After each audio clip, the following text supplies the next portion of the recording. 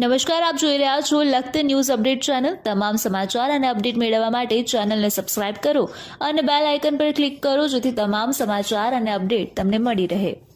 લખતર તાલુકાના કારેલા ગામની આજુબાજુ છેલ્લા 2 દિવસથી ચાર્ટર પ્લેન જેવું પ્લેન ઉડતું હોવાનું જણાવી ભૂતપૂર્વ સરપંચ દ્વારા વિડીયો વાયરલ કરવામાં આવ્યા।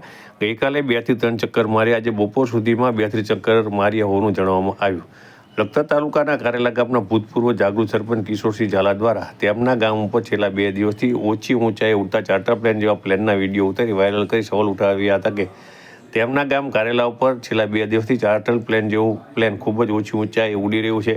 આ પ્લેન દિવસમાં 3-4 કરતાં વધારે ચક્કર મારી રહ્યું છે। આથી તેમના દ્વારા પ્રશ્નો ઉઠાવવામાં આવ્યા હતા કે આ પ્લેન ક્યાંથી ઉડાડવામાં આવે છે। તેમના ગામ સહિત લખતર તાલુકાના ગામડા ઉપર સાથે પાટડી તાલુકાના ગામડા ઉપર ચક્કર મારવાનો હેતુ શું છે? કારણ કે પાટડી તાલુકાને અડીને કચ્છનું નાનું રણ આવેલું છે। કચ્છના નાના રણ અને મોટા રણને અડીને પાકિસ્તાનની બોર્ડર આવેલી છે। આથી ગ્રામ્ય વિસ્તારમાં ઓછી ઊંચાઈએ ઉડતા પ્લેનથી લોકોમાં ભય સાથે કુલું હૂતતા છવાઈ છે। સાથે કિશોરસિંહ ઝાલાએ જણાવ્યું હતું કે જો સરકાર કોઈપણ પ્રકારની દ્વારા કોઈપણ પ્રકારની કામગીરી કરવામાં આવતી હોય તો પહેલાંથી જાહેરાત કરવી જોઈએ, જેથી ગ્રામ્ય વિસ્તારના લોકોમાં ભય ઉત્પન્ન ન થાય અને લોકોને સરકારની કામગીરીની જાણકારી મળી રહે।